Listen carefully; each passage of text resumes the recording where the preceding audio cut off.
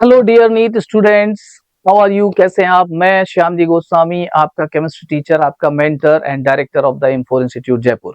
तो आज मैं आपके साथ हूं और आपके साथ आज मैं डिस्कस करने वाला हूं नीट 2024 का क्वेश्चन पेपर है, जिसमें केमिस्ट्री के सारे क्वेश्चन एक एक करके मैं डिस्कस कर रहा हूं। पिछले वीडियो में एक क्वेश्चन डिस्कस किया था, आज के इस वीडियो में दूसरा क्वेश्चन ले रहा हूं और ये दूसरा क्वेश्चन भी SN1 रिएक्शन से रिलेटेड है, तो सेम कॉन्सेप्ट पर बेस्ड है। देखते हैं कौन सा क्वेश्चन है जो कि नीट में आया था। तो बच्चों देखते हैं, तो यहां पर देखें, which one of the following alcohol react instantaneously with Lucas reagent.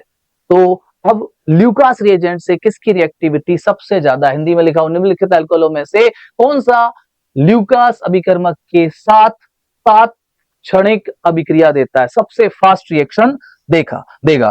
तो बच्चों देख लेते हैं कि ये क्या करने वाला है। तो ये क्वेश्चन कैसे होने वाला है, तो ल्यूकास अभिकर्मक क्या होता है, क्वेश्चन है पहले ल्यूकास रिएजेंट क्या होता है। तो मैं आपको बता देता हूं बच्चों, ल्यूकास रिएजेंट होता है concentrated HCl plus ZnCl2 anhydrous. क्या होता है?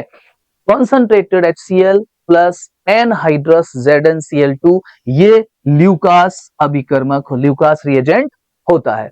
इस ल्यूकास रिएजेंट से इसकी रिएक्शन देखनी है। तो बच्चों जब एल्कोहल की रिएक्शन हम करवाते हैं ROH plus HCl in the presence of ZnCl2 anhydrous, तो ये ल्यूकास रिएजेंट कहलाता है। और इससे जब रिएक्शन होती है तो प्रोडक्ट क्या बनता है, इस एल्कोहल का OH और इस HCl का H हम निकालते हैं, यानी वाटर निकालते हैं।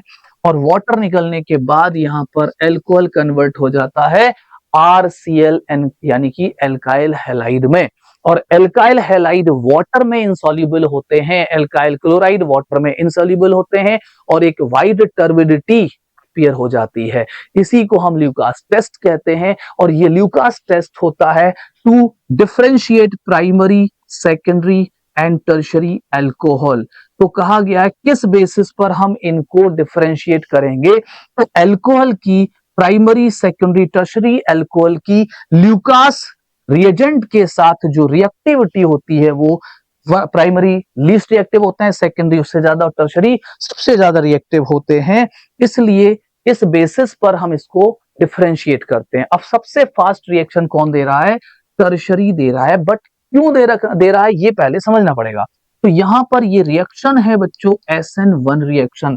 पिछला क्वेश्चन जो लिया था हमने वो भी SN1 रिएक्शन का ही था और ये भी SN1 रिएक्शन का है। तो SN1 की रिएक्टिव मैं आपको बता चुका हूं और दोबारा आज बता देता हूं कि SN1 अगर मुझे रिएक्टिविटी देखनी है तो वो रिएक्टिविटी हम कैसे देखते हैं। तो SN1 रिएक्शन दो स्टेप में होने वाली रिएक्शन है। पहले स्टेप में कार्बोकैटायन का फॉर्मेशन होता है और वही स्टेप रेट डिटरमाइनिंग स्टेप होता है। क्या होता है SN1 रिएक्शन, किस पे डिपेंड करेगी रिएक्टिविटी, तो रेट डिटरमाइनिंग स्टेप। और रेट डिटरमाइनिंग स्टेप में क्या बनता है बच्चों, कार्बोकैटायन का फॉर्मेशन होता है।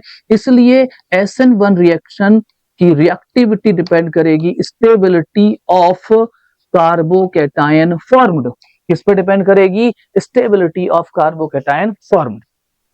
अब अगर मैं यहां पर अल्कोहल ले रहा हूं तो ये पहला अल्कोहल जो ले रहा हूं इसमें देखें ये प्राइमरी अल्कोहल है और इस प्राइमरी अल्कोहल से अगर मैं OH ग्रुप हटाता हूं तो यहां पर एक प्राइमरी कार्बोकैटायन का फॉर्मेशन होगा।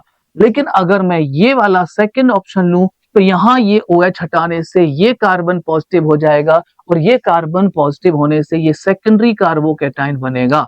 और आप सबको पता है सेकेंडरी कार्बोकैटायन की स्टेबिलिटी प्राइमरी कार्बोकैटायन की स्टेबिलिटी से ज्यादा होती है। उस हिसाब से इसकी रिएक्टिविटी भी ज्यादा होनी चाहिए। अब हम देख रहे हैं थर्ड ऑप्शन में, तो ये OH हटाने से यहां पर पॉजिटिव चार्ज आएगा और ये पॉजिटिव चार्ज आने से ये भी एक प्राइमरी कार्बोकैटायन बन रहा है। तो इसकी रिएक्टिविटी, इसकी स्टेबिलिटी कम होगी एज कंपेयर टू सेकेंड, इसलिए ये भी लेस रिएक्टिव होगा। और अगर मैं फोर्थ ऑप्शन चेक करूं तो यहां पर ये OH हटाने से ये कार्बोकैटायन बन रहा है। ये कार्बोकैटायन एक टर्शरी कार्बोकैटायन है, पहली चीज, जिसमें 3 मिथाइल ग्रुप दिख रहे हैं, 3 methyl group plus I effect से इसको स्टेबलाइज कर रहे हैं। और दूसरी बात, इसमें अल्फा हाइड्रोजन दिख रहे हैं, इसमें अल्फा हाइड्रोजन दिख रहे हैं 1 2 3 कार्बन अल्फा हैं और ईच कंटेन्स 3 हाइड्रोजन, तो 3 इंटू 3 9 अल्फा हाइड्रोजन है इसमें। 9 अल्फा हाइड्रोजन से इसका हाइपर कॉन्जुगेशन बहुत ज्यादा हो जाना है। तो हाइपर कॉन्जुगेशन इसको स्टेबलाइज कर रहा है। मैंने आपको पिछले वीडियो में, पिछले क्वेश्चन में बताया था कि कार्बोकेटायन की स्टेबिलिटी हम 3 फैक्टर से देखेंगे। पहला फैक्टर क्या है? इंडक्टिव इफेक्ट, जो कि सबसे पुअर इफेक्ट होता है।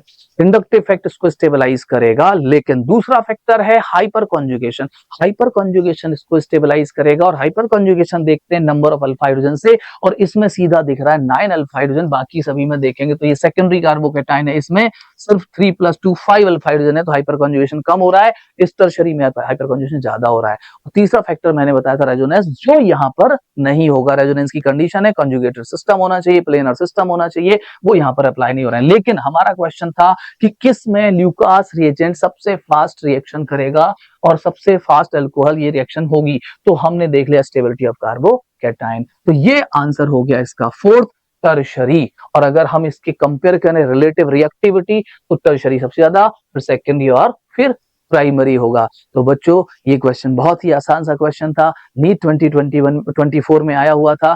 तो बच्चों ऐसे ही क्वेश्चन और क्वेश्चन हम अगले वीडियो में देखने वाले हैं। ये भी एक SN1 का था, और एक हम अलग से वीडियो बनाएंगे जिसमें SN1 रिएक्शन डिटेल में आपको पढ़ाएंगे। Okay, all the best and thank you.